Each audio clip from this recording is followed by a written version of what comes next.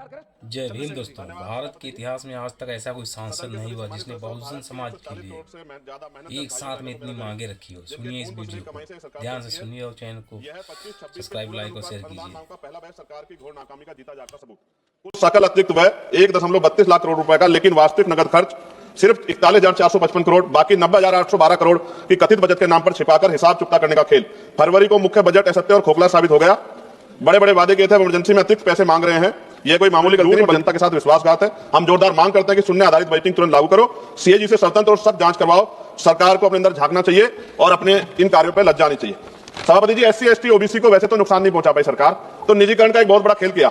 और इंडिगो ने क्या किया, आपके पास अपने जो जनता थी, पैसेंजर थे, उनको कोई आवश्यक सुविधा उपलब्ध करा पाते, तो निजीकरण के आड़ में एससी एसटी ओबीसी को नुकसान करने के चक्कर में बहुत नुकसान किया। और एससी एसटी ओबीसी के बहुत सारे पद रिक्त पड़े सेंट्रल यूनिवर्सिटी में, प्रोफेसर, असिस्टेंट प्रोफेसर के।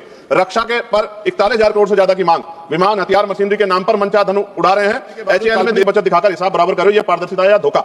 गृह मंत्रालय का खर्च फट पड़ा है जनगणना, आईसीटी और क्षेत्रीय पैकेज के नाम पर, लेकिन मणिपुर में आज भी हजारों लोग बेघर सड़कों पर भटक रहे हैं। सुरक्षा बल तैनात है, लेकिन शांति और पुनर्वास कहां?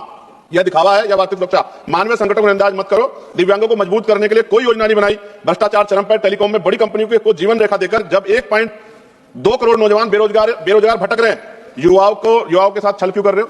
युवाओं को किसके भरोसे छोड़ रखा है? युवाओं ने क्या बिगाड़ा आपको? यह जनता का खुला अपमान है। सफाई कर्मचारी आज भी सीवर में मर रहा है और हम चांद पे चले गए। विदेश मंत्रालय विदेशी प्रोजेक्ट पे फिजूल खर्ची कर रहा है, जबकि घर के बच्चे स्कूल छोड़ रहे हैं। 65 लाख बच्चों ने स्कूल छोड़ दिया। सरकार का डेटा मंत्री जवाब दिया था। यूपी दूसरे नंबर पे, पहले पे गुजरात। स्वास्थ्य सेवाएं लाचार है, विकलांगों को मामूली मदद, संस्कृति विरासत सड़ रही है।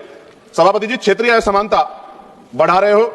कुछ यूटीज को फोकस करके गांव कस्बों को बुला दे, जबकि भारत गांव में निवास करता है। माननीय सभापति जी, यह दस्तावेज देश की अर्थव्यवस्था गहरा आघात है। हम इसे पूरी ताकत से खारिज करते हैं। या तो तुरंत सुधारो, शून्य आधारित बट्टी, सीएजी के गहन जांच और हर रुपए का परिणाम आधारित ऑडिट होना चाहिए। साथ साथ सभापति जी, उर्वर विभाग पर 18,525 करोड़ रुपए का भारी अतिरिक्त मांग। विदेश से आयातित उर्वरकों को प्राथमिकता देकर हमारे किसानों का खून निचोड़ रही है। आत्मनिर्भर भारत का ढोंग रखते हो, लेकिन आयात पर निर्भरता बढ़ाकर मिट्टी को बंजर बना रहे हो। हर साल हजारों किसान आत्महत्या कर रहे हैं। एमएसपी की गुहार अनसुनी पड़ रही है। सब्सिडी किसानों के लिए, विदेशी कंपनियों के लिए यूरिया नहीं मिल रहा है, डीएपी नहीं मिल रहे। आयात माफियाओं के लिए तुरंत इस लूट को बंद करो, स्वदेशी उत्पादन को बढ़ावा दो। पेट्रोलियम मंत्रालय पर 9,500 करोड़ रुपए का बोझ। जी, कंक्लूड करो। एलपीजी सब्सिडी के नाम पर तेल कंपनियों को मुआवजा देकर आम आदमी की जेब काट रही है सरकार। जब ईंधन कीमतें आसमान छू रही तो महंगाई जनता को जले, तब ये करोनी कैप्टन का नंगा नाच। कॉर्पोरेट मुनाफे रिकॉर्ड तोड़ रहे हैं, फिर भी जनता के पैसे उन्हें बचाने के लिए क्यों?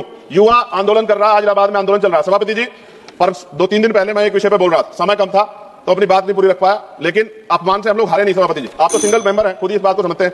तो मैंने यहां जाकर मेरे साथियों ने कहा कि आपको कम समय दिया। मैंने कहा भाई, वहां संख्या आधारित है, हम लोग संख्या बढ़ाएंगे, हम लोग मेहनत करेंगे, संख्या बढ़ाएंगे। और मैं आपसे आग्रह करता हूं, हमारी फाइनेंस मिनिस्टर बैठिए, एमपी लैड बढ़ाया जाए।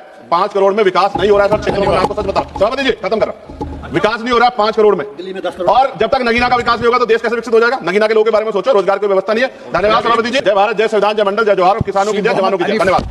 Thank you Shri Chandrashekhar. Now Mohammad Anifa sir, आपने मुझे बोलने का मौका दिया। योद्धाओं ने अपने खोए हुए सम्मान को पाने के लिए उठाई तलवारें, अब नहीं होने देंगे अन्याय। जय भीम। वीडियो अच्छा लगा तो चैनल को लाइक, शेयर और सब्सक्राइब करें। हो जय भीम।